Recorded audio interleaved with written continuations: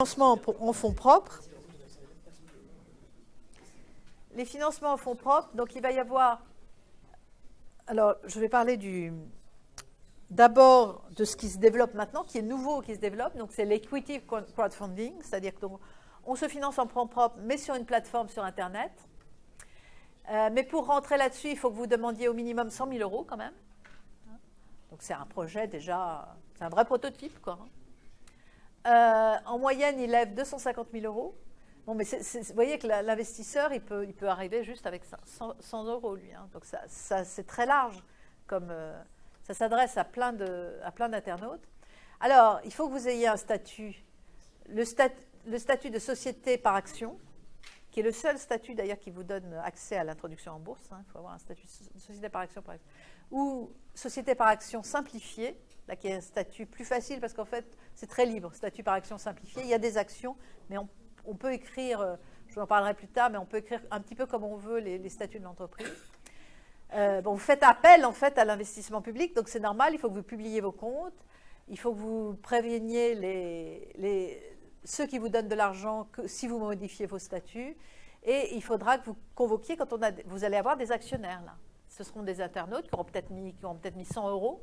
Alors, ils auront des actions, une fraction d'action pour 100 €, mais ce sont des actionnaires, donc vous devez les convoquer en assemblée générale pour les décisions stratégiques.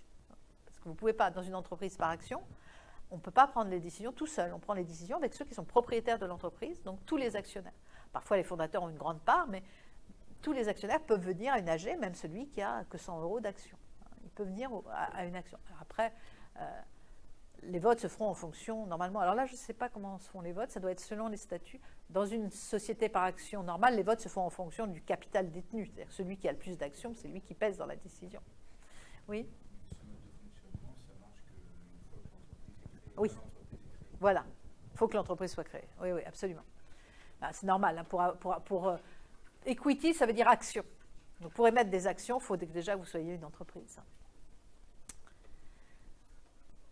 Donc, il y a une présélection, il y a un contrôle. Hein, donc, le conseiller en investissement participatif, il instruit votre dossier, il regarde, il vérifie que vous existez bien. On ne va pas prélever de l'argent pour quelqu'un qui partirait tout de suite à l'étranger, faire le tour du monde. Que vous avez bien une société, qu'elle est immatriculée, qu'elle a bien des comptes, que ce qu'elle publie, ça correspond bien à ce qu'ils ont publié sur société.com ou sur tous les sites où les sociétés publient leurs comptes. Alors, il y en a où ce sera l'investissement direct, ce qui est un peu compliqué, parce que là, vous aurez tous les internautes en direct, hein, qui vont venir à vos assemblées générales. Donc, pour que ce soit un peu moins compliqué, parce que prendre une décision en faisant voter des milliers de personnes, c'est un petit peu compliqué, même s'ils sont minoritaires, quoi. Il faudra les faire voter, vous êtes obligés légalement. Et il faudra les convoquer tous par lettre de commandée, hein, à l'assemblée générale. Donc, vous voyez le nombre de lettres recommandées qu'il faut envoyer. Soit l'investissement collectif, donc en fait, là, on crée une holding qui regroupe et représente les investisseurs. Et en fait, dans ce cas-là, c'est souvent, celui qui représente les investisseurs, c'est souvent quelqu'un de la plateforme. Là, il y a WeSeed qui est une des plateformes, franceutile.com, AXA, tout ça, c'est des noms de plateformes. Et donc, souvent, c'est quelqu'un de la plateforme qui représente en fait ceux qui ont investi, donc ceux qui sont dans la holding. Mais bon, il faudra quand même faire voter la holding, hein, parce que celui qui représente la holding, il faudra quand même faire voter de toute façon les actionnaires, hein, pour savoir quelle est leur opinion sur les options stratégiques à prendre. Donc ça simplifie un peu la prise de décision, mais parfois aussi, ça reste long, quoi, parce qu'il faut quand même faire des assemblées générales avec les internautes pour prendre des décisions. Oui. En fait, tous les investisseurs, ils donnent à une holding qui après redistribue à l'entreprise. Voilà, c'est ça. Elle redistribue la holding. Voilà. La holding, c'est une holding, c'est-à-dire c'est comme un véhicule qui collecte tous les fonds. Et ces fonds sont confiés à l'entreprise, l'ensemble. Elle confie l'ensemble à l'entreprise. Et en plus, la holding, ce qui est intéressant, c'est qu'elle a des représentants. Donc en fait, l'entreprise n'est pas face à des milliers d'actionnaires, elle est face à quelqu'un qui représente des milliers d'actionnaires.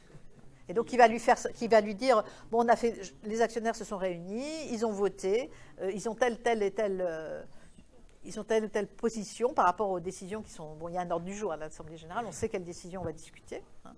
Et donc, bon, s'ils sont minoritaires, de toute façon, ça ne va pas beaucoup jouer ça. Mais Mais vous êtes obligé de le faire quand même. Vous êtes obligé de tenir compte, en tout cas de les consulter, même si, in fine, vous faites ce que vous avez, parce que vous êtes majoritaire et que finalement vous allez faire ce que vous voulez. Mais il faut aussi, vous êtes un petit peu tenu de.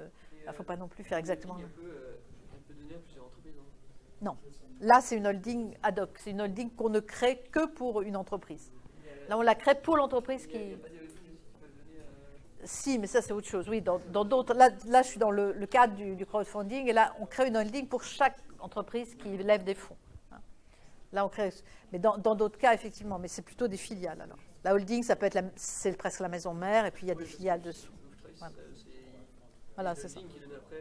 Oui, c'est ça, mais dans ce cas-là, la holding, elle détient toutes les autres filiales. Donc c'est un peu particulier. C'est autre chose. Voilà. Donc, alors, dans la plupart des cas, l'entrepreneur reste quand même l'actionnaire majoritaire, c'est-à-dire qu'il ne va pas mettre, il va lever que le capital qui lui permet de, il ne va pas lever tellement de capital qu'il deviendrait minoritaire. Hein. S'il se demande trop de capital, effectivement, il risquerait de. Alors, il y a un pacte d'actionnaires qui existe quand on recueille des fonds propres, hein, on en parlera plus tard. Mais généralement, dans ces cas-là, les pactes d'actionnaires prévoient en fait qu'il n'y ait pas de distribution de dividendes. C'est-à-dire que les internautes, là, leurs dividendes vont être réinvestis dans l'entreprise. Donc, en fait, ils ne vont pas voir la couleur d'un dividende. Ils espèrent pouvoir revendre avec une plus-value plus tard, quand l'entreprise sera bien développée. Donc, dans ces packs d'actionnaires, on prévoira comment ils peuvent revendre leur part.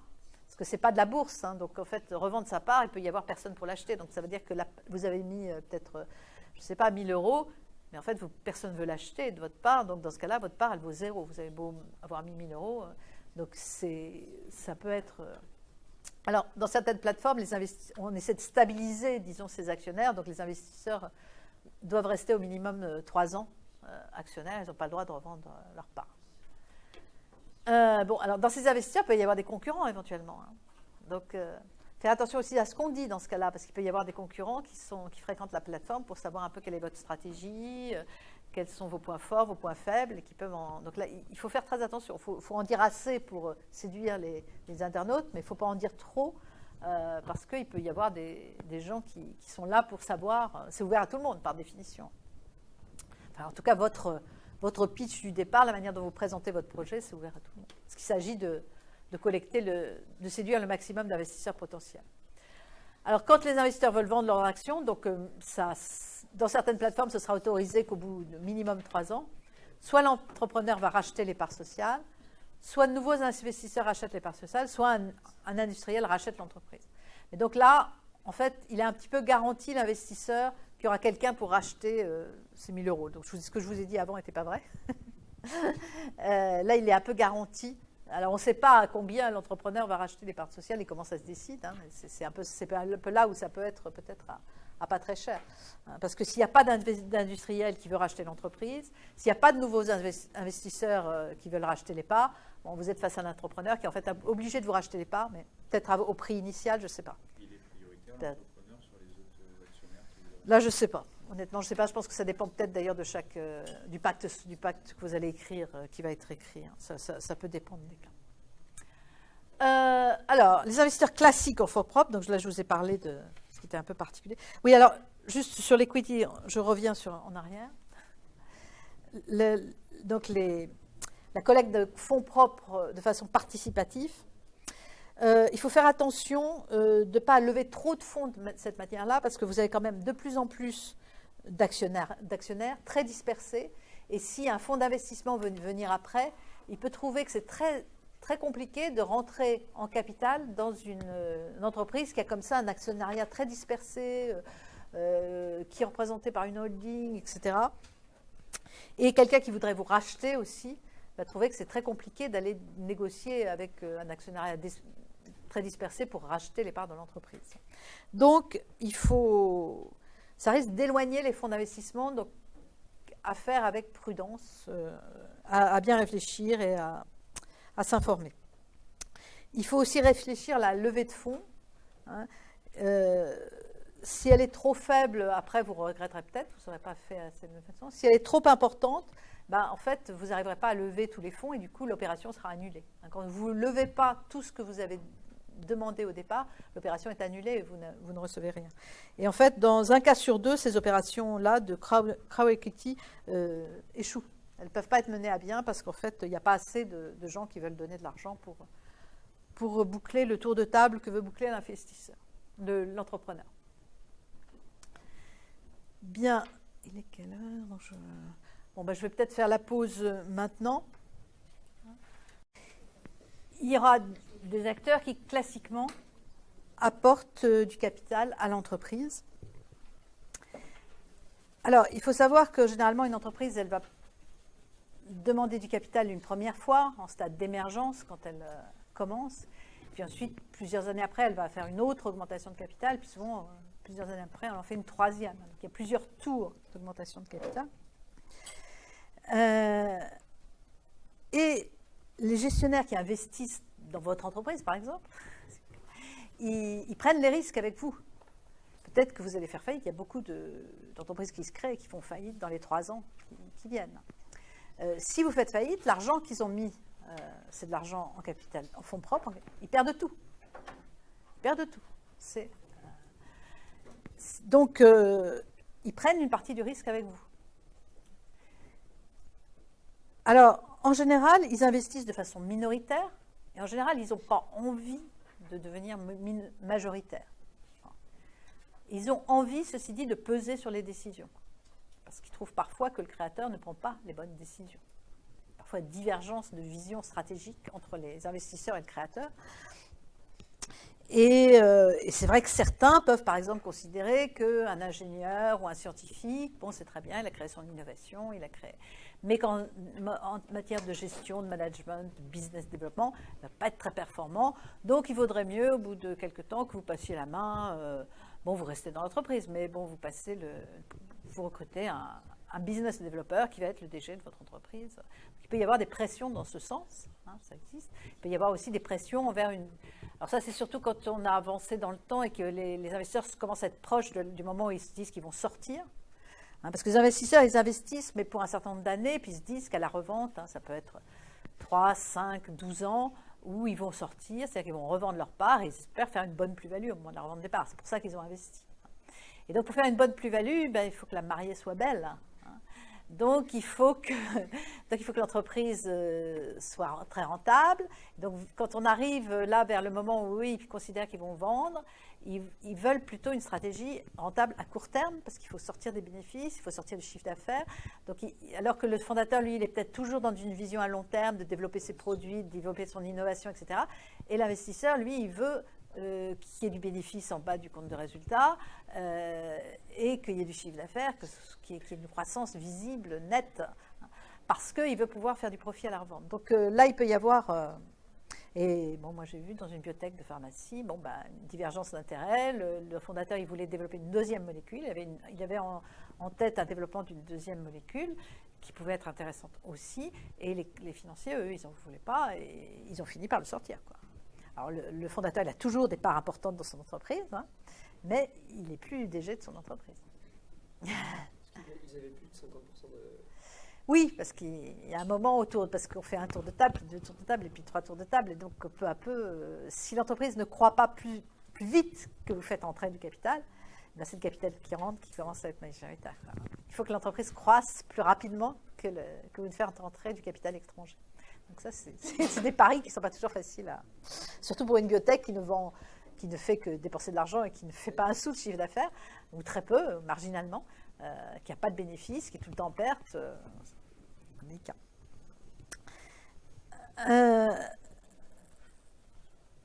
Donc les investisseurs classiques, donc il y a les business angels, ça c'est les personnes. Des personnes qui souvent sont des anciens créateurs d'entreprises. Et ils ont souvent créé avec succès une entreprise, l'ont vendue avec une bonne plus-value, ils ont de l'argent. Ils ont envie de participer à une autre aventure, mais ils n'ont pas envie quand même de le faire eux-mêmes. Donc ils vont parrainer un peu une entreprise en mettant de l'argent dessus. En plus, l'argent qu'ils mettent dans une entreprise, si vous êtes une PME, si vous êtes petit et si vous êtes innovant, ça va être sorti de l'assiette de l'impôt sur la fortune. S'ils ont gagné beaucoup d'argent, ils sont imposables à l'impôt sur la fortune. Et les investissements qu'ils feront sur une petite entreprise innovante va leur permettre de défiscaliser donc une partie de leur patrimoine. Donc l'intérêt des business angels, c'est que souvent ils ont de l'expérience, des gens qui ont déjà créé des entreprises, qui en ont déjà géré. Donc ils vont pouvoir être de bons conseils, ils vont pouvoir accompagner l'entreprise. Et leur parrainage va rassurer les banques. S'ils ont investi, les banques vont se dire c'est des gens sérieux, ils ont bien étudié le dossier.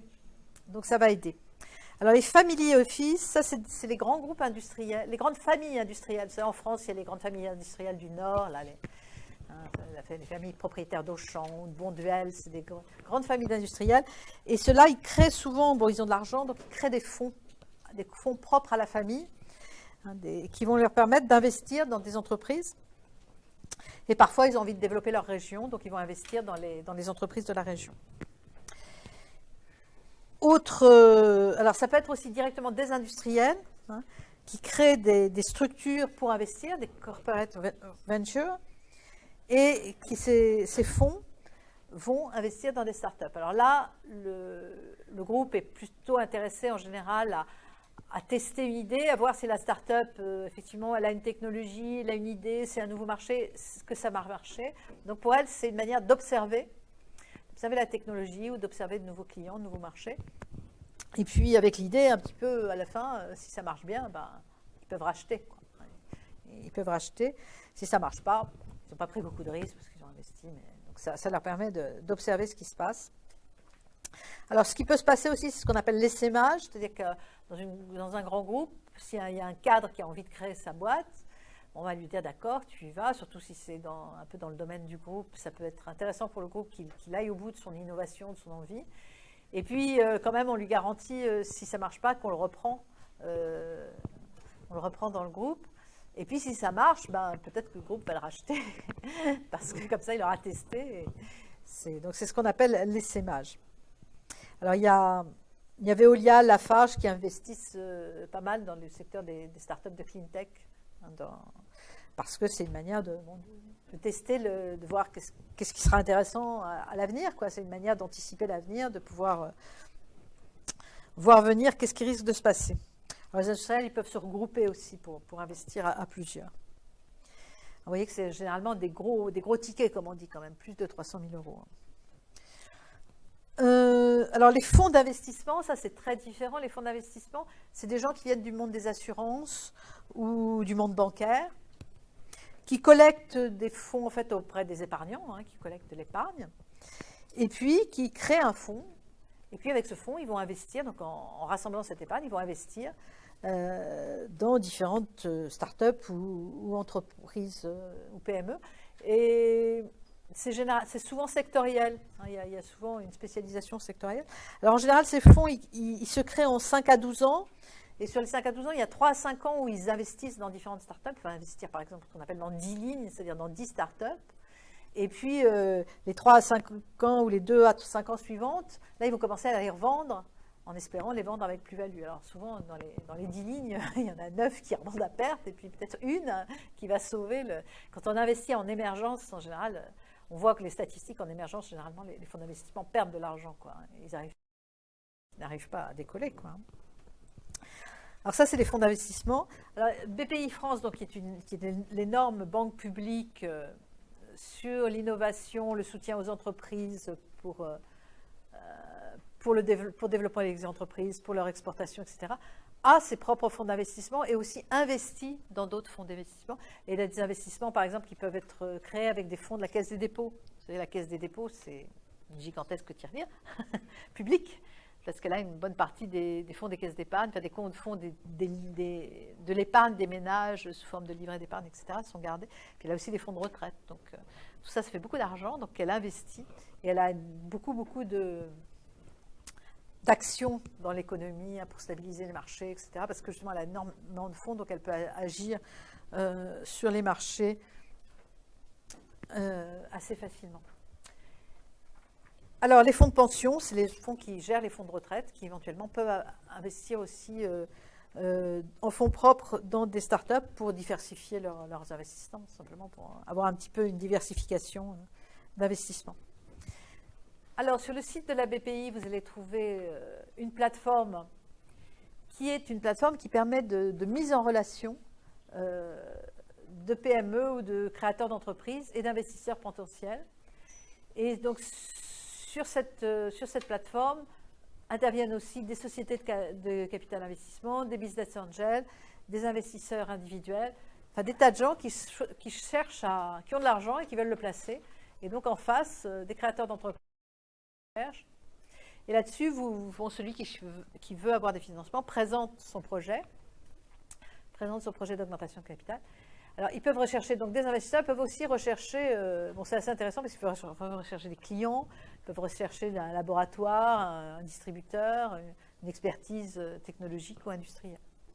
Alors, c'est des plateformes, il y a un système de notation, de points, de recommandations, hein, et donc vous pouvez être noté de plus ou moins bien, hein, et mieux vous êtes noté, finalement vous acquérez de la notoriété sur la plateforme, hein, et vous pouvez même finir par être labellisé par la BPI si votre projet, finalement tout le monde le trouve très très séduisant. Donc c'est intéressant, hein, c'est une manière de faciliter la mise en relation des acteurs, d'une façon un peu sécurisée parce que c'est la BPI qui encadre tout ça quand même.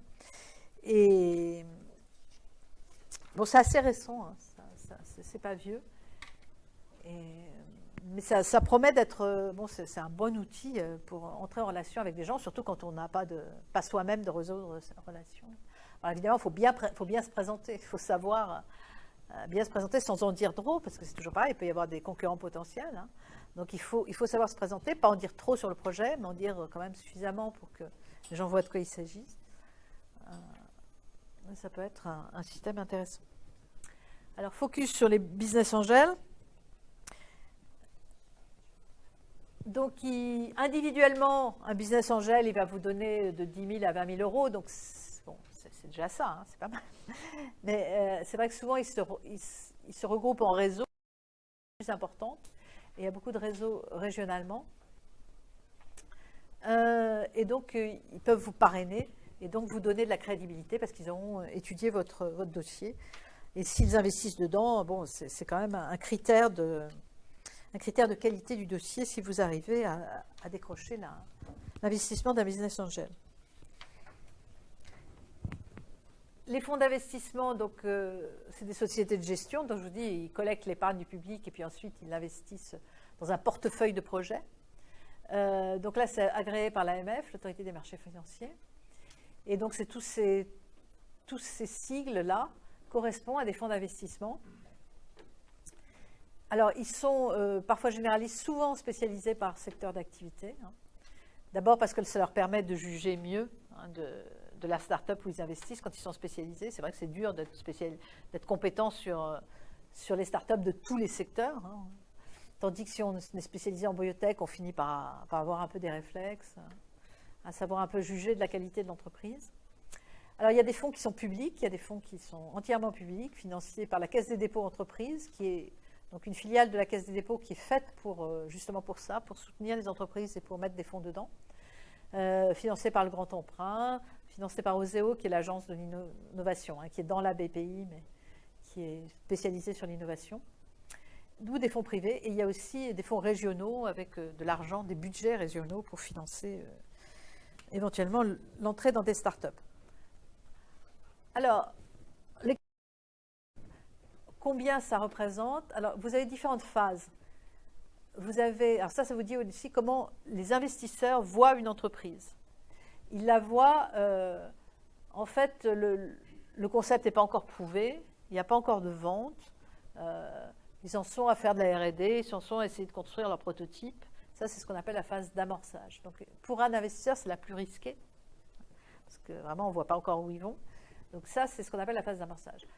Après, vous commencez à faire des ventes, vous avez un chiffre d'affaires de 1 million, ce n'est pas beaucoup, hein, un chiffre d'affaires de 1 million, souvent 3 à 5 personnes, mais bon, vous n'avez pas encore la rentabilité, hein, parce que même... Et donc là, on considère que vous testez la réponse du marché. Donc ça aussi, c'est une phase qui est moins risquée que la première, mais qui est quand même assez risquée. Et puis ensuite, il y a la phase qu'on appelle de développement. Et là, c'est des phases où c'est beaucoup moins risqué. C'est pour ça que vous voyez qu'on donne beaucoup plus d'argent dans ces phases-là. Parce que l'entreprise, là, elle est rentable. Et simplement, elle cherche à croître encore plus, elle cherche à aller sur les marchés étrangers, par exemple, à développer une activité à l'étranger ou à exporter. Et c'est pour ça qu'elle cherche des fonds. Donc là, ça, c'est des stades beaucoup, beaucoup plus rentables. Donc il y a des fonds qui vont être... les fonds de capital risque vont en fait, ce qu'on appelle les fonds de capital risque, vont en fait investir dans ces deux phases-là. Et souvent, quand on regarde les statistiques, en fait, ces fonds n'arrivent pas à la rentabilité. Parce qu'il y a trop de... Ils prennent par exemple ils investissent dans une dizaine d'entreprises, puis en fait, il y en a qu'une qui finit par continuer son activité, et puis finalement, donc ça ne compense pas les pertes sur les... Donc bon, disons que c'est grosso modo à l'équilibre. Ils perdent un petit peu ou ils sont juste à l'équilibre, mais en fait, ça... Alors, ce qui est intéressant, c'est qu'ils fassent ça et puis qu'ils restent dans certaines entreprises où ils ont vu qu'elle était... Là, ils peuvent sélectionner la bonne, puis ils vont rester jusqu'au capital développement, et c'est là où ils vont gagner de l'argent. Parce que ça leur permet de tester la... Mais il peut y avoir plein d'entreprises qui, là, vont faire faillite. Alors, vous voyez, donc là, les tickets sont assez petits parce que, bon, d'abord, ce n'est pas des entreprises qui ont encore des besoins énormes parce qu'elles sont juste en train de construire leur prototype, de vérifier que leur concept marche bien. Et là, par contre, elles commencent à vendre, etc. Donc, les besoins augmentent. Mais, bon, les investisseurs se méfient parce qu'ils peuvent encore... Alors, vous voyez, là, vous avez l'évolution des investissements en millions. Alors, il y a une baisse à partir de...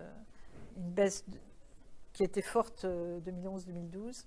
Après, ça repart un peu. Mais 2008, c'était plus... La crise de 2008, ça commence à rattraper un petit peu le niveau de 2008. Mais enfin, la crise de 2008 a beaucoup découragé l'investissement. Voilà pour la... C'est une évolution un peu pareille avec des montants plus importants pour la...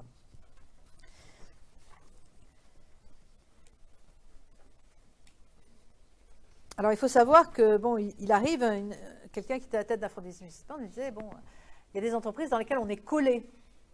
Ils estiment qu'ils sont collés parce que l'entreprise vivote, ne fait pas faillite, mais elle ne croit pas. Donc, en fait, la valeur de cette entreprise, ça reste pareil. Ils ne peuvent pas en sortir parce qu'il n'y a personne pour acheter. Ils voudraient en sortir, ils voudraient récupérer leurs billes, mais il n'y a personne pour vouloir racheter les parts. Ce n'est pas des entreprises qui sont cotées en bourse, hein, donc vous ne pouvez pas vendre les parts en bourse, elles ne sont pas en bourse. Hein. Donc, il n'y a personne pour acheter la part, donc ils sont collés avec cette... et ils ne peuvent pas en sortir. Hein. Il y a aussi le cas de un créateur qui a levé des fonds avec un beau projet, et puis le créateur a disparu. Parti faire le tour du monde avec l'argent qu'il avait donné, on ne l'a jamais revu.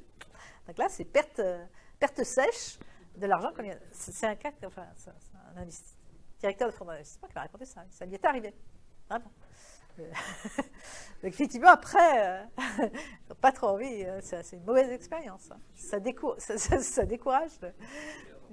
Non, mais il faut voir qu'effectivement, ils prennent des risques. On ne peut pas du tout savoir. Les risques sont très importants. Dans ces phases-là, les risques, c'est énorme. Hein. Il y a énormément d'entreprises, un pourcentage, je ne sais plus quel est le pourcentage, d'entreprises qui, dans les 3 ans, font faillite. C'est très fort.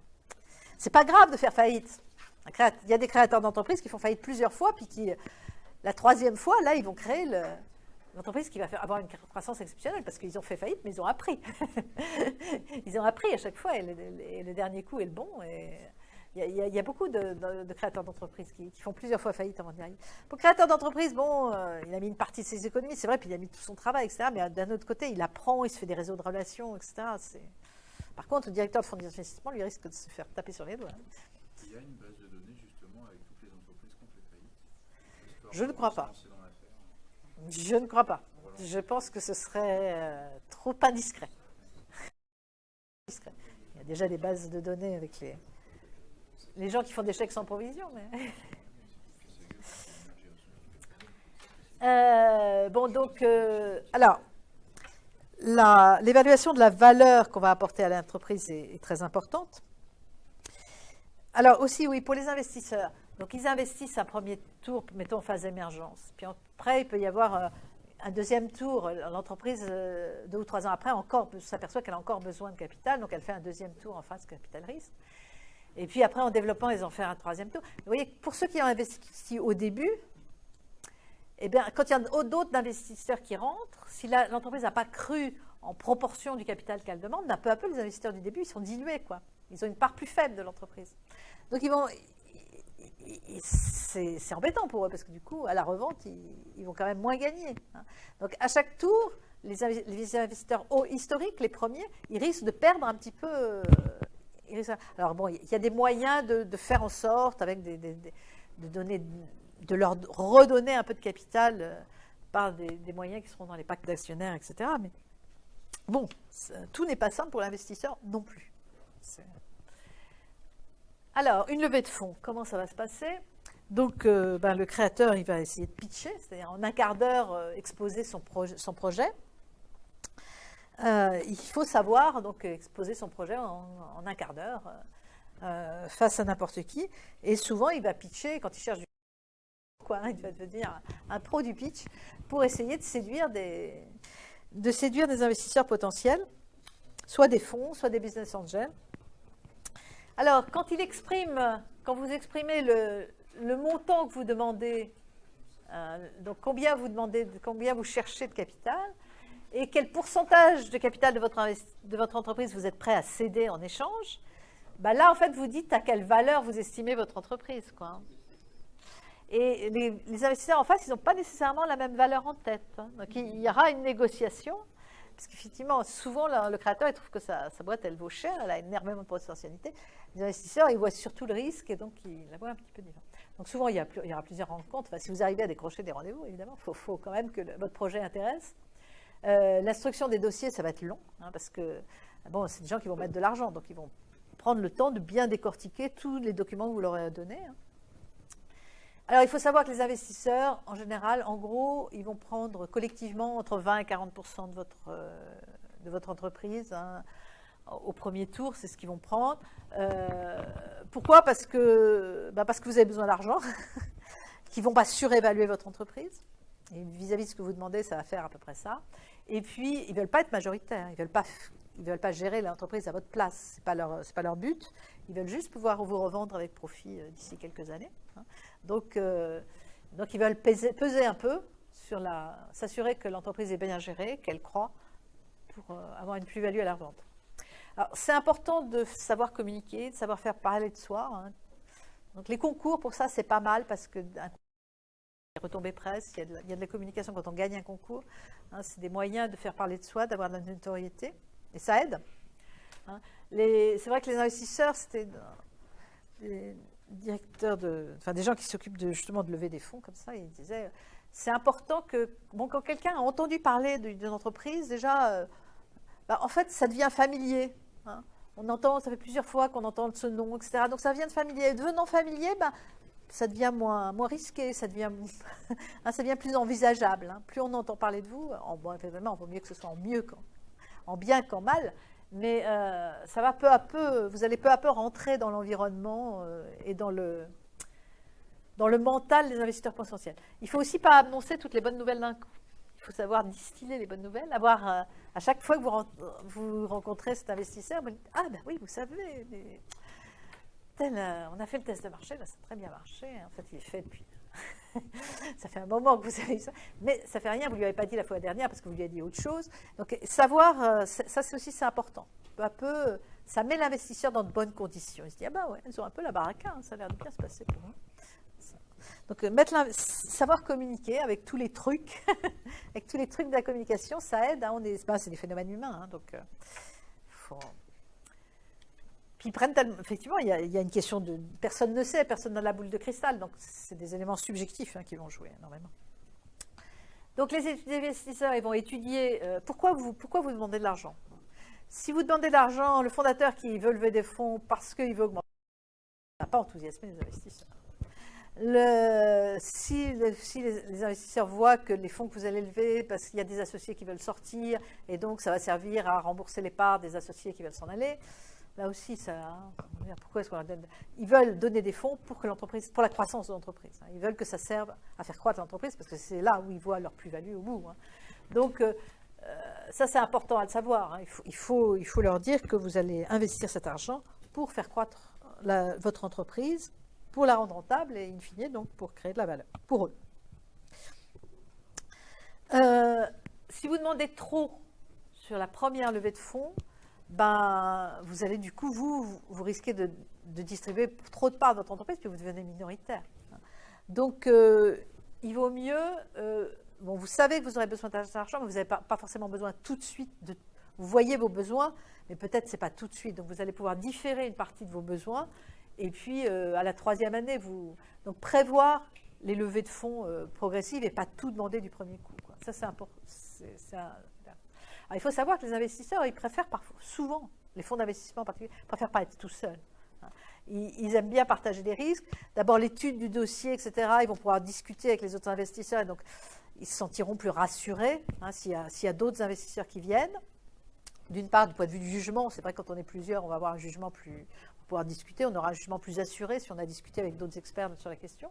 Et puis ensuite, plus il y a d'investisseurs, plus il y a de fonds sur la start-up. Et plus il y a de fonds sur la start-up, quand même, ça lui donne plus de chances de réussir sa croissance. Donc effectivement, pour que le bateau soit mieux chargé et donc tienne mieux la mer et in fine croisse de façon plus efficace.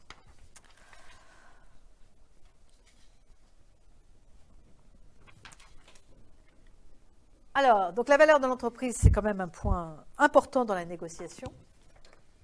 Donc je vous dis, si vous dites qu'est-ce que vous voulez comme argent et pour vous, ça représente quelle partie du capital, vous avez dit la valeur à laquelle vous pensez pour votre entreprise. Les investisseurs, eux, ils vont avoir une vision assez subjective, souvent sur des startups, disons, dont on espère la croissance. Donc là, on est dans un cas où c'est une startup qui demande des investisseurs en fonds propres, en général, c'est qu'il y a du risque, parce que sinon, ils iraient voir les banques. C'est qu'il y a du risque et aussi c'est qu'il y a un potentiel de croissance. Parce que les business angels, les fonds d'investissement à risque, ils ne vont pas investir s'ils ne voient pas qu'il y a un potentiel de croissance et donc ils vont pouvoir faire une plus-value à la revente. C'est ça qu'ils attendent. Donc comme ils attendent une plus-value, ils ne vont pas investir dans un pressing ou dans une épicerie. Ils vont investir s'ils pensent que vous allez faire de la croissance, que votre projet il est innovant, et qu'in fine, vous allez devenir Google, quoi. Ça, c'est l'idéal. C'est à ça qu'ils rêvent, en tout cas. Bon, il faut les faire rêver.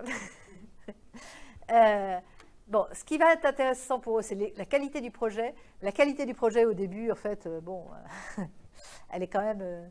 donc, ils vont beaucoup la qualité du fondateur. Il faut que ce soit quelqu'un d'ambitieux, mais qui sente quelqu'un de réaliste. Donc, ambitieux, mais pas dans les sbroufs, quoi. Quelqu'un de fiable, aussi. S'ils s'aperçoivent que vous leur racontez des cracks, en général, ça casse l'image. Ils ne vont pas s'embarquer à prendre des risques avec quelqu'un qui fait tellement des sbroufs, qui raconte des mensonges. Donc, ce n'est pas de très bonne politique. Souvent, il vaut mieux... Bon, il faut être quand même raisonnablement ambitieux, parce que je vous dis, ils veulent de la croissance. Donc, il faut que le fondateur il porte ce désir-là aussi. Mais il faut qu'ils sentent qu'ils peuvent vous faire confiance. Donc, il faut qu'il y ait une relation de confiance qui s'établisse et qui croient que vous êtes quelqu'un de sérieux. Alors, la complémentarité de l'équipe aussi, c'est important parce que beaucoup de startups échouent à cause de conflits dans l'équipe.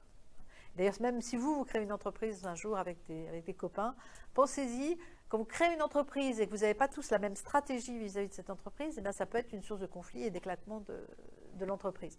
Mettons que vous créez une entreprise, il y en a un qui se voit travailler dans cette entreprise jusqu'à sa retraite, c'est son bébé, c'est son truc, et il veut y rester.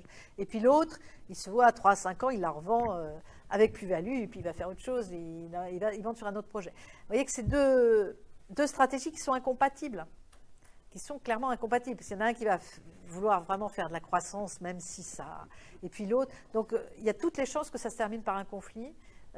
Les deux projets sont tout à fait respectables l'un et l'autre, mais ils sont guère compatibles entre eux. Donc là, il faut se méfier. J'ai vu des startups qui se sont cassés la figure à cause de ça. Parce qu'il y en a un, il voulait vraiment vendre la boîte. Il considérait que là, elle avait assez cru, qu'on pouvait faire une bonne plus-value, qu'il n'y a pas de raison de la garder. Et l'autre, lui, la vendre. Donc il aurait fallu qu'il rachète les parts de son associé, mais bon, ça faisait cher. Donc vous voyez, ça crée des conflits, puis à la fin, la boîte, elle éclate, quoi. Donc ça, c'est important, et les financeurs, ils savent ça. Ils savent ça, donc ils vous regardent avec ce point de vue-là. Et ils vont interroger, ils vont voir si l'équipe, quand ils parlent, est-ce qu'ils se passent la parole facilement, ou est-ce qu'il y en a un qui écrase tous les autres, est-ce qu'ils laissent les autres exister. Donc c'est une équipe où il va réellement y avoir une synergie, ou alors il y a un leader qui est vraiment trop écrasant, et puis les autres, ils sont tellement atones, ils ont tellement peu de personnalité qu'on se demande ce qu'ils vont approcher. Enfin, vous voyez, ils vont juger ce genre de choses. Ils ont quand même l'habitude, les fonds d'investissement, etc., ils en voient beaucoup. Ils en voient beaucoup qui échouent, donc ils ont un petit peu... Et donc, les aspects personnalité, ce qui va émaner de vous va être important. Hein. C'est subjectif, hein, c'est des jugements subjectifs, mais il faut le savoir. Donc, la complémentarité de l'équipe, c'est important. Bon, après, le fait que si vous avez déjà fait la preuve de votre concept, que ça marche, c'est déjà un plus quand même. Si vous avez des brevets, bon, c'est déjà ça, même si on sait bien qu'un brevet, ça peut avoir de la valeur ou pas. Mais bon, c'est déjà ça. Ils vont regarder aussi, si vous n'avez pas regardé, si vous utilisiez des technologies, si elles étaient libres de droit, par exemple, là, ils vont commencer à considérer que vous n'êtes vraiment pas sérieux, quoi. Donc, il faudrait que vous utilisez quelques technologies, ah oui, et vous avez regardé s'il n'y avait pas de brevet dessus. Ah non, ce serait temps. Hein. Donc, ça, ils vont être très sensibles à ça. Hein. Il ne faudrait pas que vous soyez bloqué parce que finalement, il y a des brevets développés, déjà déposés. Donc, ils vont être sensibles si vous pouvez. C'est vraiment bien. Donc, les risques technologiques, les risques marché, ils vont estimer tout ça. Alors ensuite, alors il y a aussi des choses qui sont à la mode. Hein. Les fonds d'investissement, ils sont dirigés par des gens qui sont plus ou moins pertinents, plus ou moins intelligents, plus ou moins compétents, ça dépend lesquels. Donc, en ce moment, c'est plutôt la silver economy. Hein, mais comme il va y avoir de plus en plus de vieux, il faut faire des produits et des services pour les vieux, et donc c'est ça qui va être rentable. C'est le baby-boom, hein, c'est le baby-boom qui vieillit. Donc, le baby-boom d'après-guerre. Et donc, il y a des phénomènes de mode. On a vu la mode Internet. Hein, la mode Internet, pendant la bulle Internet, les investisseurs, ils ne regardaient pas du tout le résultat, ils regardaient juste le nombre. Même maintenant, je crois, sur des sites Internet, ils regardent le nombre de clics ou ils regardent le nombre de gens qui passent sur le site. Mais ils finissent par oublier, c'est tellement la mode qu'ils finissent par oublier de regarder les coûts, la rentabilité, quoi. Alors c'est vrai qu'il y a des phénomènes de mode qui donnent lieu à des bulles parce que les gens ils finissent par financer n'importe quoi parce qu'ils pensent que c'est le Graal, que c'est ce qui va marcher, etc. Donc effectivement, ça dépend un peu de la... Mais c'est important de trouver des financeurs qui soient un petit peu compétents, ça aide. Ça aide aussi à ce qu'ils comprennent vos difficultés parce que parfois, il ne faut pas qu'ils soient trop rudes non plus au moment où vous avez des difficultés. Alors, vous aurez intérêt à essayer de valoriser... Dans la valeur pré-monnaie, ça veut dire la valeur avant qu'on vous ait donné vos financements, ça s'appelle pré-monnaie. Après, quand vous aurez donné de l'argent, ça s'appelle post-monnaie. Et forcément, quand on vous a donné un gros paquet d'argent, votre entreprise, elle vaut plus. Parce qu'il faut essayer de valoriser le travail que vous avez déjà fait, éventuellement les brevets déjà déposés. Alors, c'est vrai que c'est bien de le faire. Ce n'est pas évident que pour les financeurs, ce soit décisif et qu'ils y croient. Hein, ça dépend. Bon, ils peuvent considérer que ces brevets n'ont pas tellement de valeur. Alors, donc, vous allez essayer de valoriser tout le travail que vous avez déjà fait, et puis aussi l'actif net, réévaluer si vous avez des immobilisations, des machines, des équipements, valoriser tout ça. Si vous avez déjà des... Alors, théoriquement, la valeur d'une entreprise, ça se calcule à partir des cash flows prévisionnels actualisés. Vous connaissez ça, l'actualisation. Donc, on prend les cash flows chaque année, l'année 1, l'année 2, et à chaque fois, on le divise par 1 plus un taux d'actualisation qui est le taux d'intérêt des actifs sans risque, donc soit le taux d'inflation, soit le taux des obligations sans risque. Les obligations, c'est des prêts à long terme, hein, donc c'est un taux d'intérêt plus faible normalement que d'autres. Et donc, vous allez, enfin certaines obligations, et donc vous allez sommer ça. Normalement, on le somme à l'infini. Mais bon, ce n'est pas comme ça que vont faire les investisseurs. Donc ça, c'est la valeur théorique d'une entreprise.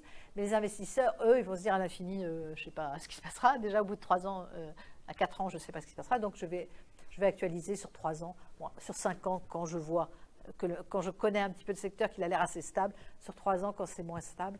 Donc ça va s'arrêter ici, en fait, l'actualisation. De toute façon, avec l'actualisation, les valeurs plus lointaines n'apportent pas grand-chose parce qu'elles sont très diminuées par l'actualisation.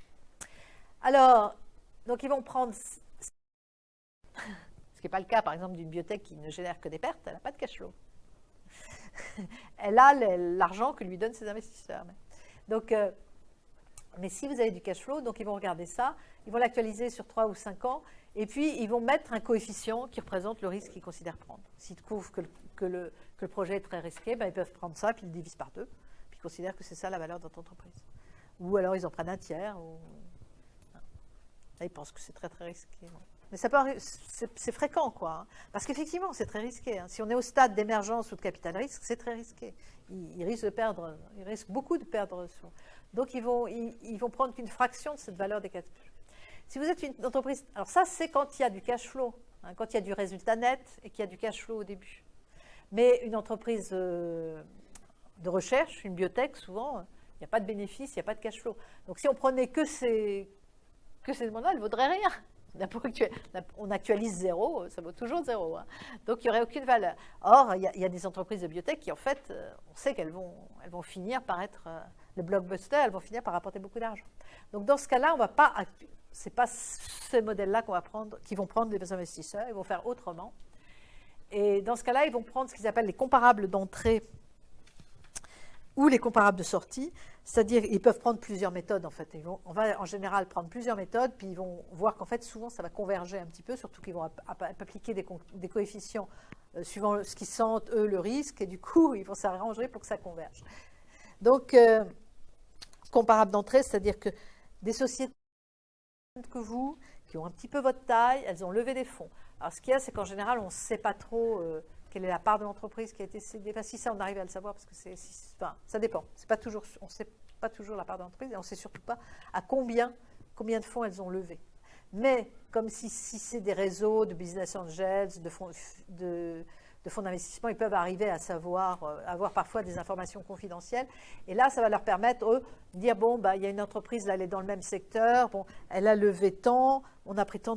Bon, nous, on va faire pareil, quoi. Ça va donner un comparatif. Ou alors, votre projet est un peu plus risqué, donc on va faire pareil, mais à 70%, quoi. Voilà.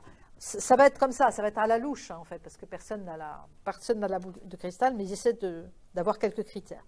Comparable de sortie, eh bien, par exemple, il y a une start-up qui s'est vendue à un grand groupe ou qui s'est vendue en bourse, qui s'est introduite en bourse. Donc, on regarde à combien c'était, si elle s'est introduite en bourse, quelle part du capital elle a mis en bourse, pour quelle valeur. Si elle s'est vendue à un grand groupe, quel capital a racheté le grand groupe et pour quelle valeur. Ça donne une idée de la valeur de l'entreprise. Et alors, ce qu'il y a, c'est que l'entreprise qui arrive à se vendre, en général, elle est plus vieille, donc elle est moins risquée, hein, parce que en général, elle a vécu plus longtemps, donc elle est plus âgée, on va dire, et donc elle est moins risquée. Donc en général, ils vont faire une décote pour vous, qui est plus au stade d'émergence ou au stade du risque, du capital risque. Alors, on prend alors là, il faut qu'il y ait... L'EBITDA, c'est un peu le résultat d'exploitation. S'il y a du résultat d'exploitation à 3 ou à 5 ans, donc tel que vous le prévoyez à 3 à 5 ans, et puis ils vont... avec une décote de risque. Alors, ce qu'ils font aussi, souvent, les investisseurs, ils espèrent que ce soit un groupe qui vous rachète, ce sera plus simple. Soit ils espèrent que vous allez rentrer en bourse. Si vous rentrez en bourse, là, ils vont profiter de l'entrée. Enfin, parfois, c'est un peu compliqué. C'est vrai que si vous rentrez en bourse, donc vous émettez des actions et il y a le public qui les achète, hein, le public plus éventuellement des investisseurs ou des concurrents, d'ailleurs. Ça fait que vous avez de l'argent, mais en échange d'actions. Et ceux qui avaient investi dans l'entreprise depuis longtemps, ils vont avoir envie de sortir à ce moment-là, c'est-à-dire revendre leur part, surtout si le cours en bourse monte et que ça commence à être intéressant pour eux, ça leur fait une plus-value. Mais pour éviter que justement ils revendent leur part et que ça fasse baisser le cours de bourse, s'ils revendent trop de parts, souvent on leur met des clauses pour que, au moment de l'entrée en bourse, ils soient obligés d'attendre un certain temps avant de pouvoir... Donc, ils ne pourront pas revendre leur part tout de suite à l'entrée en bourse, mais attendre plusieurs mois, voire une année après, pour vendre leur part. Ce qui fait que l'action ne va pas être handicapée par ça, et au départ, elle pourra prendre... Quand une action entre en bourse, il vaut mieux que ce cours commence à monter. Ça rend les investisseurs plus optimistes que si elle descend tout de suite. Après, ça va être plus dur. Dans la seconde augmentation de capital, vous aurez du mal à avoir des investisseurs qui veulent... même du public qui veut acheter vos actions. Donc, en général, on part d'un cours plus pour que l'action monte, hein, par rapport aux critères, aux ratios que font les gens en bourse. Pour que l'action monte, et donc ça rassure les investisseurs futurs. Et donc, donc s'ils espèrent, alors ils peuvent espérer aussi donc, que vous rentriez en bourse, sinon ils peuvent espérer que vous soyez racheté par un grand groupe, ce puis en général, bon, si le grand groupe vous valorise bien, vous trouve que vous êtes très stratégique, il va mettre beaucoup d'argent, donc eux, pour eux, c'est très intéressant, ils vont vendre leur part avec une belle plus-value. Donc ça, c'est en général quelque chose qu'ils espèrent, c'est une voie de sortie très bonne pour eux. Mais donc souvent, ils vont aller regarder, souvent les grands groupes, quand ils rachètent une start-up dans leur secteur, ils vont regarder des ratios de marge, etc., ils vont les comparer à leur activité à eux. Donc les financiers vont, si vous êtes une start-up qui vous rachète et que vous avez un taux de marge très inférieur à eux, ils ne vont pas avoir envie de vous racheter, ou ils vont vous racheter à pas cher. Si au contraire vous avez un taux de marge bien plus élevé que le grand groupe, là le grand groupe il va être intéressé à vous racheter éventuellement assez cher. Donc les financiers vont prendre ça en compte, donc ils vont aller regarder les grands groupes dans votre activité, qu'est-ce qu'ils ont comme taux de marge dans telle et telle activité, les ratios qu'ils ont comme ça, en se disant, bon, si elle a un taux de marge plus important que celui du grand groupe dans la même activité, eh ben, le grand groupe, il va l'acheter cher. Donc ça, c'est positif. Par contre, si vous avez un taux de marge qui est moindre, là, ils vont plutôt vous appliquer des décotes un peu sévères parce qu'ils vont se dire, on ne va pas pouvoir sortir par l'achat d'un grand groupe et ça c'est dommage. Pour eux, c'est dommage. Voilà. Alors, après, donc ils vont combiner plusieurs méthodes d'évaluation, puis ils vont négocier avec le créateur. Le créateur, il peut dire aussi, moi, je ne suis pas d'accord avec votre évaluation. C'est ça, toujours dire ça. Parfois, ce n'est pas facile à trouver d'autres investisseurs.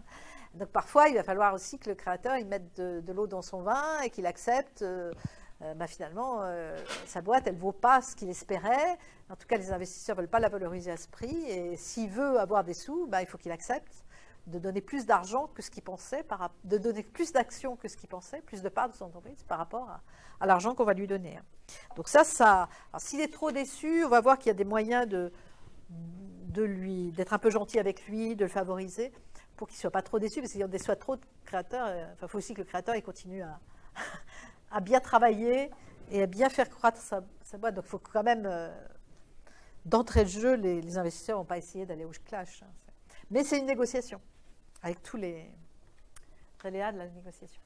Alors, les investisseurs, ils peuvent apporter du capital, donc ce qu'on appelle du fonds propre. Ils participent au capital social de l'entreprise.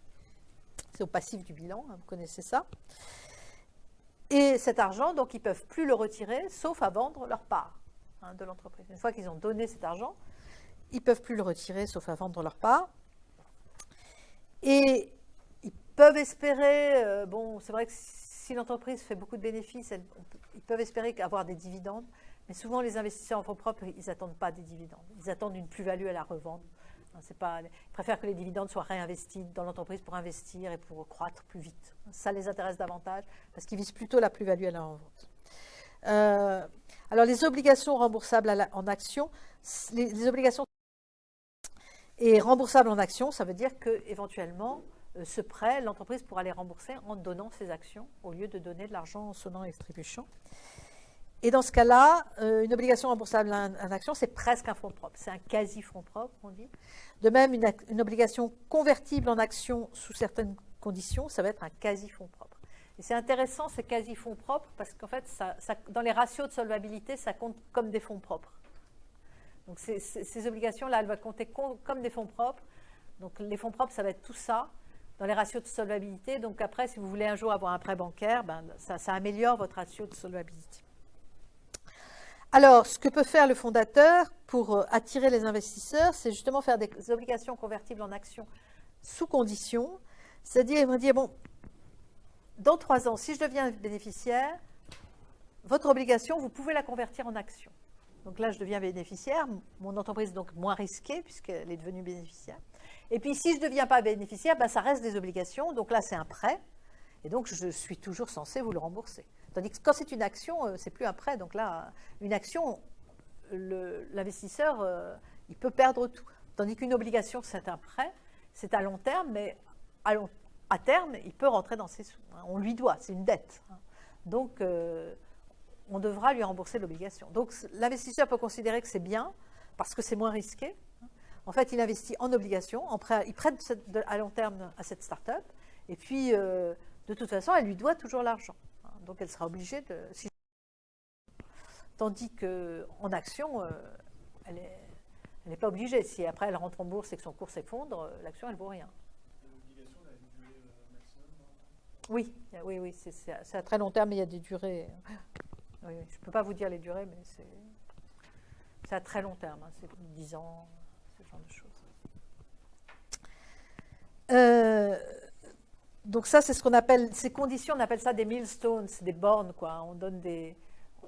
C'est-à-dire que là, c'est la rentabilité, hein, ou alors si j'ai mon brevet, enfin ça peut être différentes choses, hein, qui vont rassurer le financier en lui disant que si tel événement positif se produit, à ce moment-là, vous pourrez convertir votre obligation en action.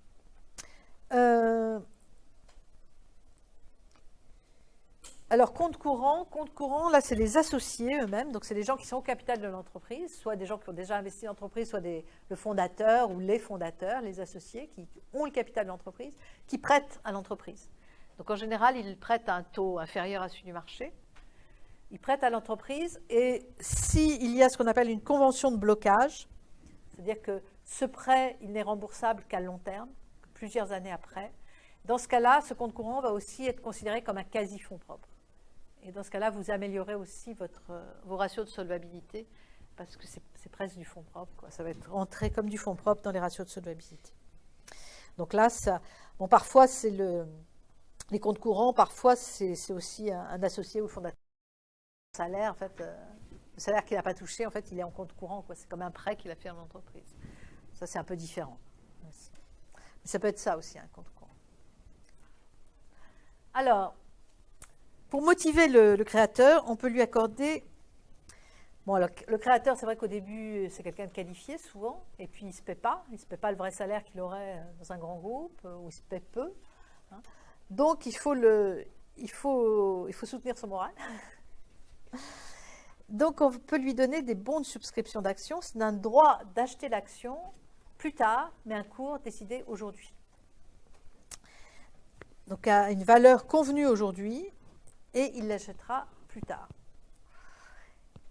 Et on peut décider, par exemple, que s'il fait mieux que le prévisionnel de son business plan, il aura droit à des actions gratuites. Alors, vous voyez que s'il a droit à des actions gratuites, il sera moins dilué, parce qu'il aura une partie de la part de son entreprise, il va récupérer une partie de la part de son entreprise. Donc ça peut le conforter s'il trouve qu'il a donné trop de parts de son entreprise, on peut lui dire ça, et comme ça, il se dit, bon, je vais récupérer une partie de ses parts. Bon, s'il a juste réalisé le business plan, là, il aura droit à des actions à la moitié de leur valeur. Donc là aussi, il sera moins dilué, parce qu'il aura eu des actions à pas cher. Donc, il y a ce genre de... Bon, on peut être créatif à ce genre de choses, il y a plusieurs possibilités. Alors, entre des actionnaires d'une société par action, parce que là, il y a des pactes d'actionnaires qui décident un certain nombre de choses entre les actionnaires et qui sont stratégiques pour les actionnaires. Alors, ce contrat, il est souvent secret. C'est là son intérêt. C'est que, bon, il y a des tas de choses sur les relations entre les actionnaires et l'entreprise qui sont dans les statuts de l'entreprise, mais là, les statuts, c'est public. On sait comment ça se passe, c'est réglementé, tout le monde sait comment fonctionne une société par action. Tandis que le pacte de l'actionnaire, là, c'est secret, personne ne saura. Donc, par exemple, on va pouvoir mettre là-dedans les conditions dans lesquelles les investisseurs pourront sortir, vendre leur part. On peut faire en sorte, par exemple, qu'ils soient moins dilués, même s'il y a plusieurs tours, faire en sorte qu'ils aient quand même une part, qu'ils puissent vendre leur part à une valeur acceptable, bien qu'il y ait eu plusieurs tours. Hein. Donc, il y a des manières de faire qu'ils soient moins dilués, mais on ne le dit pas. Ce qui fait que si d'autres investisseurs vont rentrer, par exemple, au deuxième tour, ils ne sauront pas, parce qu'effectivement, c'est eux qui vont... Ceux qui vont rentrer ne savent pas qu'en fait, il y a une clause qui fait que les investisseurs historiques vont recevoir une part plus importante, par exemple, que eux, ils auront des actions, par exemple, qui, en fait, vaudront plus cher à la revente que les leurs. Quoi. Donc ça, c'est des choses qu'il vaut mieux cacher, sinon vous allez décourager les investisseurs qui arrivent. Si le créateur, par exemple, vend une partie de ses parts, on peut mettre dans le pacte d'actionnaires que les investisseurs ont un droit de préemption, un droit de racheter ses parts en priorité avant d'autres acheteurs.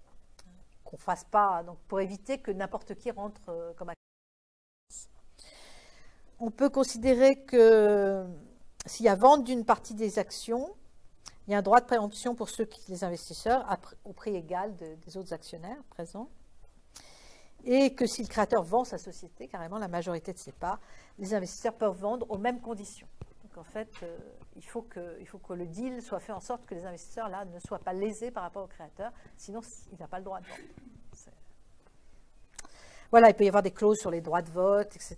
Il y a des actions qui ont plus de droits de vote que d'autres, etc. Donc il y a plein de créativité possible pour rédiger le pacte d'actionnaires, qui est le fruit d'une négociation, une négociation entre les intérêts des investisseurs et les intérêts du créateur.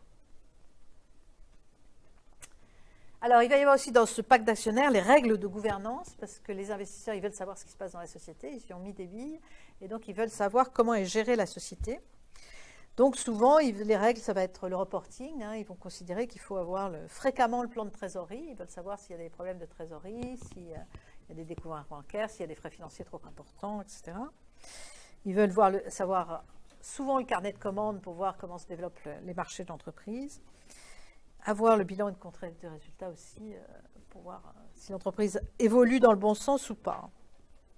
Donc les investisseurs, en général, ils veulent suivre de près l'entreprise.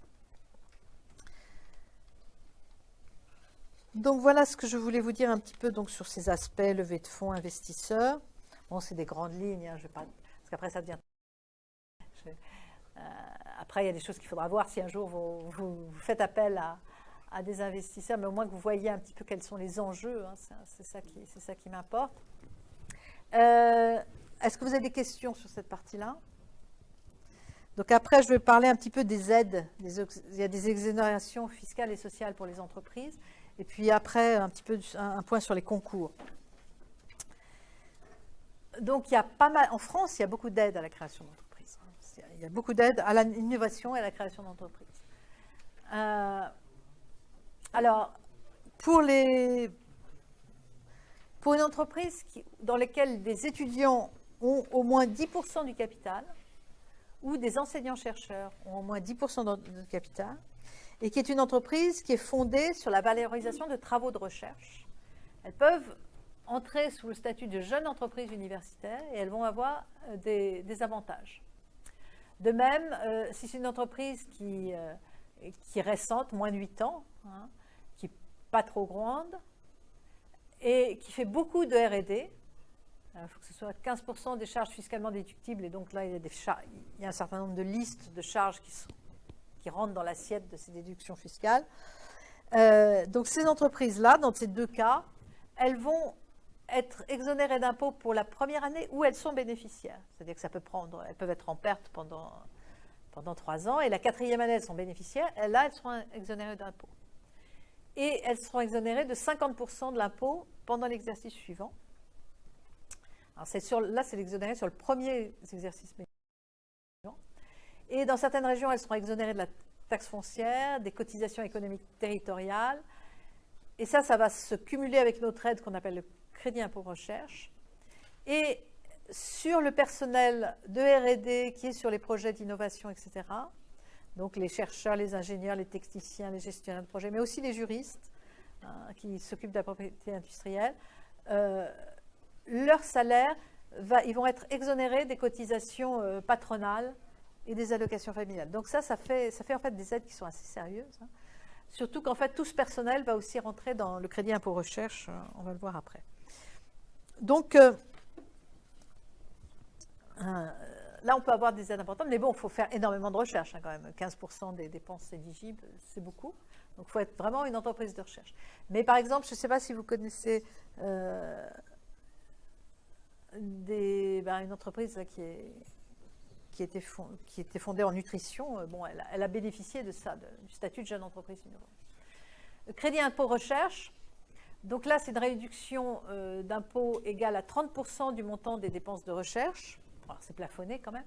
Et à 5% au-delà de 100 millions d'euros. Mais enfin, pour faire des dépenses de recherche de 100 millions d'euros, déjà, on peut faire la recherche. Donc évidemment, il y a une liste de dépenses éligibles. Il faut aller voir avec le service des impôts, parce que si vous ne mettez pas la dépense qui est considérée comme une dépense de recherche, vous allez avoir un redressement fiscal à la clé. Donc il vaut mieux aller voir avec le service des impôts. Mais si par exemple l'entreprise n'épuise pas ce crédit d'impôt, parce que par exemple elle est en perte ou elle n'a pas assez qu'elle paye peu d'impôts, ou alors elle est en perte, donc elle ne paie pas du tout d'impôt. Donc dans ce cas-là, eh bien, au bout de 3 ans, ça devient une subvention. C'était une diminution d'impôt, mais si vous n'avez pas d'impôt à payer, ben, ça va devenir une subvention. Au bout de 3 ans, et si vous êtes une entreprise de moins de 250 salariés, ça va être immédiatement. Ou si vous êtes si vous avez le statut de jeune entreprise, ça va être immédiatement. Donc en fait, là, ça, c'est des subventions. Et donc vous voyez votre personnel R&D, d'une part, on vous exonère des cotisations sociales patronales, et d'un autre côté, le reste du salaire, pas tout le reste du salaire, va rentrer là. Hein. Ça va être de l'impôt, tout le reste de salaire. Donc vous aurez 30% de ce montant des salaires hors cotisation patronale, puisqu'on ne vous les fait pas payer, vous allez avoir une réduction d'impôt. Alors, comme en général, les startups qui commencent, elles n'ont pas beaucoup de bénéfices, et bien très vite, ça fait des subventions. Donc, c'est quand même des systèmes très, très intéressants. Alors, il y a un peu l'équivalent pour l'innovation. Donc là, c'est des entreprises petites et c'est 20% de dépenses d'innovation. Et là, les dépenses d'innovation, c'est une vision un peu plus large de l'innovation. Et là aussi, ça peut se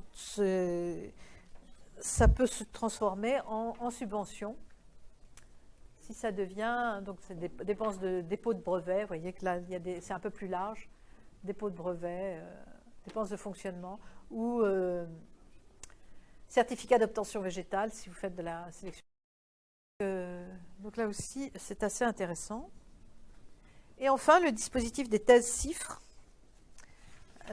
Si un jour si vous avez envie de faire une thèse de la recherche appliquée en entreprise, vous pouvez essayer de démarcher les entreprises, parce que c'est quand même un système très intéressant.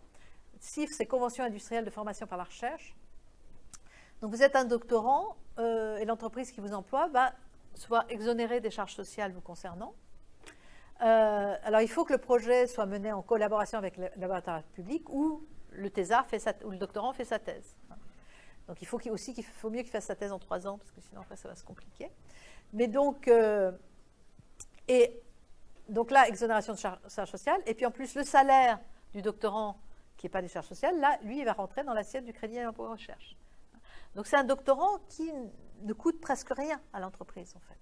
Et il y a une entreprise qui a très bien fait ça, une entreprise qui a réellement fait de la recherche, d'ailleurs, qui est intéressante, qui c'est Valorex. C'est une petite boîte avec 50 personnes d'alimentation animale en Bretagne, petite, il y a ces silos là dans la campagne. Et puis en fait, c'est un ingénieur qui est à la tête et il s'est intéressé aux graines de lin. Il s'est intéressé comment faire de l'alimentation animale qui augmenterait le taux de protéines du lait et qui améliorerait le profil d'acide gras du lait produit. Et puis ensuite, il a travaillé de lin extrudé aux vaches. Il a essayé de démontrer que ça permettait de baisser le taux de matière grasse dans le lait, ce qui est pénalisant, et d'augmenter le taux de protéines. Et ensuite, il a fait des expérimentations sur des tas d'animaux pour prouver que ça permettait d'améliorer le profil d'acide gras des viandes, viande de poulet, aussi d'acide gras dans les œufs. Alors sur les œufs, ça marche très bien. Sur les viandes, c'est un peu plus léger. Et donc, il a fait tout ça, toutes ces recherches, avec des doctorants. Comme c'est une petite boîte, il n'a pas beaucoup de moyens, en employant des doctorants, comme ça, qui lui coûtent pas très cher. Et, in fine, si les doctorants marchent bien, après, il les recrute. Et il a créé la filière bleu-blanc-cœur. Je ne sais pas si vous voyez, parfois, vous trouvez des labels dans les... et ça améliore le profil d'acide gras, qui soit meilleur pour la nutrition du point de vue de la santé humaine. Alors c'est très rigolo, parce que moi j'ai regardé toutes ces publications. Et on voit qu'au départ, il est très bon, parce qu'il est c'est aussi un vendeur, quoi. Il sait très bien vendre. Au début les vaches, il leur faisait manger tellement, parce qu'il fallait arriver à baisser le mastérien du lait, mais pas à baisser le taux de protéines, parce que sinon pour les éleveurs c'était embêtant. Et donc en fait, l'aliment qu'il leur donnait tellement enrichi en protéines qu'ils disaient qu'ils ne pouvaient pas baisser le taux de protéines, parce qu'elles en mangeaient tellement. Donc en fait, mais bon, c'est un type qui sait aussi faire marcher sa boîte, qui est très, très charismatique, quoi, c'est vraiment quelqu'un qui sait faire marcher les gens dans son projet. Il est tout à fait passionnant. J'ai essayé d'ailleurs souvent de demander d'intervenir dans les élèves, mais ça n'intéresse pas. C'est dommage. Mais donc, il a développé, il a développé comme ça avec les acides gras un moyen, je ne sais plus, mais par l'analyse du lait, il sait combien les rots des vaches émettent de méthane et de gaz à effet de serre. Enfin, il a développé des tas de choses. Et il a travaillé aussi aux États-Unis. Il a réussi à aller sur le marché américain. Après, il est sorti du lin pour aller sur d'autres graines. Enfin, il continue toujours à explorer le maximum. C'est un peu l'innovation en lignée que je vous montrais. C'est quelqu'un qui développe toujours des idées et qui va toujours au bout, quoi. Il fait des thèses, il fait des publications. Il travaille avec l'INSERM, il travaille aussi avec les centres techniques locaux, quoi, sur l'élevage, etc. Mais lui, il a beaucoup utilisé les doctorants, les thèses CIFRE. Mais c'est normal, c'est une petite entreprise, elle n'a pas énormément de moyens. C'est très dur d'avoir des gros budgets pour faire de la recherche pour une très petite entreprise. Hein. C'est quand même très difficile. Alors là, les thèses CIFRE, c'est vrai que c'est... Et pour lui, ça a vraiment très, très bien marché. Alors, les aides les aides donc de cette banque publique d'investissement, énorme banque publique, qui oriente donc les fonds de la Caisse des dépôts et les fonds d'autres organismes vers les entreprises. Et donc, ils ont tout un tas d'aides. Vous irez sur le site, vous verrez. Des aides à la création d'entreprises pour les études de faisabilité. C'est assez bien comme système parce qu'en cas d'échec, on a moins peur d'échouer parce qu'on n'est pas obligé de rembourser si on n'arrive pas à faire ce qu'on avait décidé ou ce qu'on voulait au départ. Aide au partenariat technologique entre plusieurs entreprises et aussi aider les entreprises à exporter. Alors, ce qui est intéressant aussi, c'est que il donne des garanties de prêt bancaire aussi. C'est-à-dire que si une banque vous demande pour vous donner un prêt, une caution personnelle ou une hypothèque sur vos biens, ce qui peut arriver, hein, parce que les banques sont très, très... Eh bien, vous pouvez aller voir soit les collectivités locales, soit la BPI, qui, elles, peuvent si elles étudient votre dossier, hein, si votre dossier est sélectionné, étudié et paraît solide, elles peuvent donner la garantir votre prêt. Et en échange, il faut que la banque renonce à vous demander une caution personnelle. Parce que sinon, caution personnelle, ça veut dire que c'est sur vos biens propres. Hein. C'est-à-dire que votre entreprise fait faillite, c'est votre voiture, c'est votre maison. Hein. Si vous êtes marié, communauté de biens, c'est aussi tout ce qui appartient à votre conjoint, ce qui est quand même désagréable. Donc, il y a des moments où il vaut mieux être marié séparation de biens. Donc, faut se méfier quand on est obligé de donner caution. Les cautions, ça vous engage vraiment. Hein. Si vos parents donnent caution pour vous, ça les engage vraiment. Et donc, si on peut éviter, il faut plutôt essayer d'éviter et d'avoir des garants par ailleurs. Alors, l'aide au financement des fonds propres, donc là, c'est des prêts. On va vous donner des prêts. C'est réservé à des entreprises qui, en fait, ont déjà eu des aides à l'innovation en général, qui ont déjà eu une aide à l'innovation, ce qui veut dire qu'on a instruit leur dossier et qu'on considère que c'est solide. Donc, ces entreprises-là, on peut leur donner des prêts à long terme, du montant de vos fonds propres, plus aide à l'innovation, et jusqu'à 75 000 €. Et si la région met dans son portefeuille, sort de son portefeuille, ça peut aller jusqu'à 150 000 €. Et ça dure 8 ans. Donc, ça peut vous aider à attendre justement de trouver des fonds d'investissement qui rentrent à votre capital ou des business angels ou des choses comme ça. Et c'est des fonds, des quasi-fonds propres et qui pourront vous permettre, ce que ne permet pas un emprunt bancaire, c'est de financer du BFR, de financer de la trésorerie, ce qu'un emprunt bancaire à long terme, les banques ne vous prendront jamais là-dessus. Et on ne vous demande pas là de garantie ni de caution personnelle. Et vous pourrez financer de la R&D, du BFR. Et puis, comme c'est des quasi-fonds propres, ça va augmenter vos ratios de solvabilité. Ça va améliorer vos ratios de solvabilité. Donc, c'est très positif. Alors voilà, donc vous verrez sur le site de la BPI des aides, il y en a dans tous les sens. Alors, les concours. Les concours, c'est quand même très sélectif, les concours. Alors, il y a le prix Pépite pour l'entrepreneuriat étudiant, qui peut être pour des jeunes diplômés aussi, qui sont diplômés depuis moins de 3 ans. il faut être domicilié en France, mais ce n'est pas forcément une innovation technologique, ça peut être juste une innovation d'usage. Et en 2015, 5 000 euros et 10 prix de 10 000 euros. Et il faut déposer auprès du pôle Pépite auquel l'établissement est rattaché. Nous, on est rattaché à Paris-Saclay. C'est ça notre pôle Pépite. Ça, le sigle a une signification comme d'habitude, mais vous la retrouvez sur le site. Il y aura une concurrence énorme dans le pôle Pépite, avec sa gueule, puis HEC, Polytechnique. Oui, oui, il y a beaucoup de gens, mais c'est pas une raison. On est obligé de faire celui-là, même si on ne peut pas aller n'importe où. Ah si, vous êtes libre de présenter tous les concours que vous voulez, mais vous pouvez même y aller et le louper, c'est pas grave. Dans le Pépite, on peut aller que dans le Pépite, Paris-Saclay. Ah oui, oui. Non, mais il est assez Il y fléché. a plus de concurrence. Oui, mais vous êtes les meilleurs. Bon, après, vous pouvez aller chercher d'autres concours. Il y a plein de concours partout. Il y a des concours en région, il y a plein de concours partout. Concours du ministère de la Recherche sur la technologie innovante. Alors là, il y a 2 volets. Il y a un concours émergence pour les études de faisabilité, donc des projets qui en sont à construire leur faisabilité, jusqu'à 45 000 euros quand même, c'est pas mal. Et les concours création de développement, là, il y a un programme d'innovation qui est déjà bien défini, et en moyenne, 209 000 euros, ça fait beaucoup. Hein.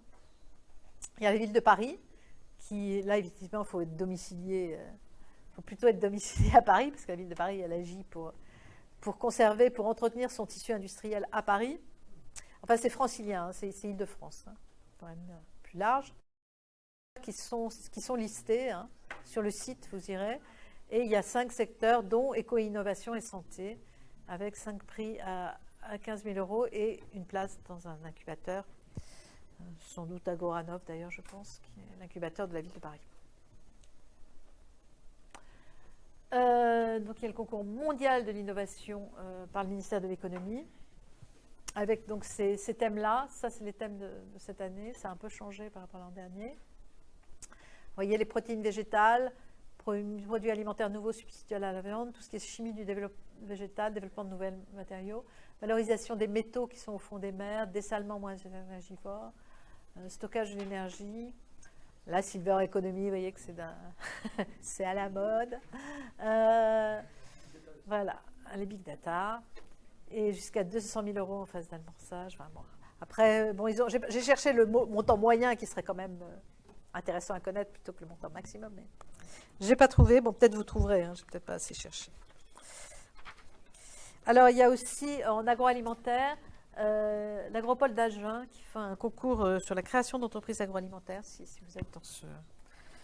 Bon, un concours, ça peut valoir le coup de le tenter. Et puis après, si on perd, c'est pas grave. Si on réussit, ça vous donne de la notoriété, de la visibilité. Il y a généralement, je vous disais, des retombées presse. Il y a un peu de sous à la clé, hein, parfois beaucoup, mais là, il faut être dans les meilleurs quand même. Donc, et donc, en région, vous trouverez aussi différents concours hein, sur